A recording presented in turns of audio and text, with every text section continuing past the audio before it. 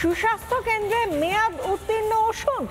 নদিয়ার রানাঘাটে বিজেপির প্রতিবাদ, বিজেপিকে ডেপুটেশনে বাধা তৃণমূলের। রানাঘাটে বিজেপি তৃণমূল বচসা হাতাহাতি।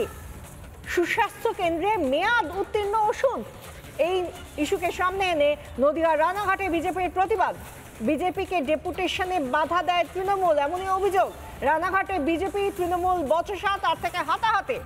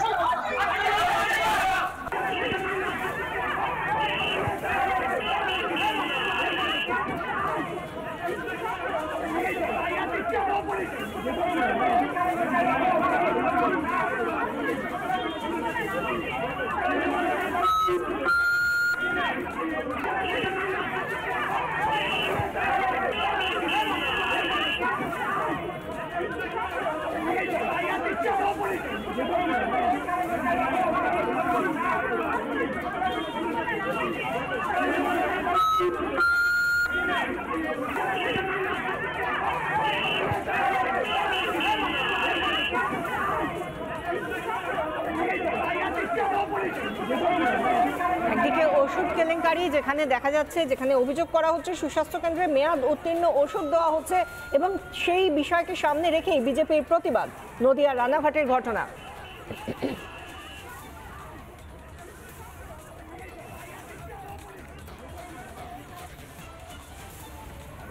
7 তারিখে দেখাতে গেছিলাম, ইঞ্জেকশন ছিল আর কাট করতে গেছিলাম, তখন ভিটামিন আর আয়রনের ওষুধ আর একটা কিডনির ওষুধ দিয়েছিল। কদিন খেয়েছি, তা পরশুদিন রাত্রের থেকে জ্বালা যন্ত্রণা করছিল আর আমার গায়ে র্যাশ বেরোচ্ছিল, প্রথমে লাল হয়ে।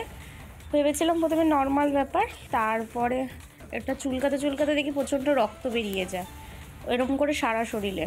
আমার হাজব্যান্ড দেখে চেক করে বলছিল যাওয়ার আগে সব কিছু দেখে টেকে নিয়ে রিপোর্ট দেখতে বসেছিল, ওষুধও দেখতে বসেছিল। তখন আমাদের যে কেনা ওষুধ ডাক্তার দেখিয়ে সেইগুলোরও চেক করছিল, তার সঙ্গে ওটাও চেক করতে গিয়ে ধরা পড়ে। ভয় তো প্রচণ্ড লাগছে। এক্সপায়ারি মেডিসিন খেলে যে কোনো কারোর অনেক রকম সমস্যা হতে পারে। এবার এক্সপায়ারি ডেটের কতদিন পরে খেলো বা সেই ওষুধটার মানে কী ধরনের ওষুধ, সেই অনুপাতে সেরকমভাবে অসুবিধা হয়। সেটা যেমন একদম স্বাভাবিকভাবে যদি বলা হয় যেগুলো আমাদের কমন সাইড এফেক্ট, সেইগুলোই হয়তো বেশি করে হতে পারে, যেগুলো র্যাশ বেরোতে পারে। তার এমনকি এমনও হতে পারে যে আমাদের যে কোনো দেহের যে লিভার, হার্ট আছে, যেগুলো কিডনি, সেগুলোকে নষ্ট করে দিয়ে আমাদের শরীরের বিভিন্ন রকমের প্রতিক্রিয়া সৃষ্টি করতে পারে। একটা গর্ভবতী মাকে এক্সপায়ারি ডেটের ওষুধ দেওয়া হয়েছে, এই স্বাস্থ্যকেন্দ্র থেকে, এই হসপিটাল থেকে দেওয়া হয়েছিল। এটা পৌরসভা কর্তৃক এই হসপিটালটা চালিত হয়। আমরা সেখানে জানাতে গেছিলাম, প্রথমে আমরা রাস্তা অবরোধ করি। আমাদের চেয়ারম্যান, পৌরসভার চেয়ারম্যান, প্রশাসক, উনি আসলেন, কৌশলদেব বন্দ্যোপাধ্যায়, 14 নম্বর ওয়ার্ডের কাউন্সিলর বিজন সরকার আসলেন, এসেই মেজাজ দিতে শুরু করলেন আমাদেরকে, এভাবে হয় না, বেরো এখান থেকে, বেরো। বিজেপি কার্যকর্তা, তাকে মারা হয়েছে, তার গায়ে হাত দেওয়া হয়েছে, তাকে ঘাড় ধরে বার করে দেওয়া হয়েছে। এই নিয়ে ধীরে ধীরে পরিস্থিতি অগ্নিগর্ভ শুরু হয়। উনি একজন ব্যর্থ প্রশাসক, পৌরসভা কীভাবে চালাচ্ছেন, দুর্নীতি করে পৌরসভা চালাচ্ছেন। উনি এবার আমার মনে হয় ওনার রিজাইন করে সাধারণ মানুষ হিসাবে চলাচল করা উচিত। ডাক্তাররার সঙ্গে আমি কথা বলেছি, তারা বলেছে আপাতত ভয়ের কিছু নেই, যদি কোনো র্যাশ ফ্যাশ বেরোয় তার জন্য প্রিপারেশান নিয়েছে, 2টো টেস্ট দিয়েছে। যেটা ঘটনা ঘটেছে তার অভিযোগ আমি দিতে বলেছি, অভিযোগ পেলে যাদের গাফিলতি আছে আমরা যথাযোগ্য ব্যবস্থা নিয়ে নেব। ভুলটা ভুলই, অপরাধটা অপরাধী, সুতরাং যদি কারো অপরাধ থেকে থাকে আমরা তদন্ত করব। আমরা বলেছি কালকে অভিযোগ ওরা দিক, ওরা অভিযোগ দিলে আমরা যথাযথ তদন্ত করে যথাযথ ব্যবস্থা নেব।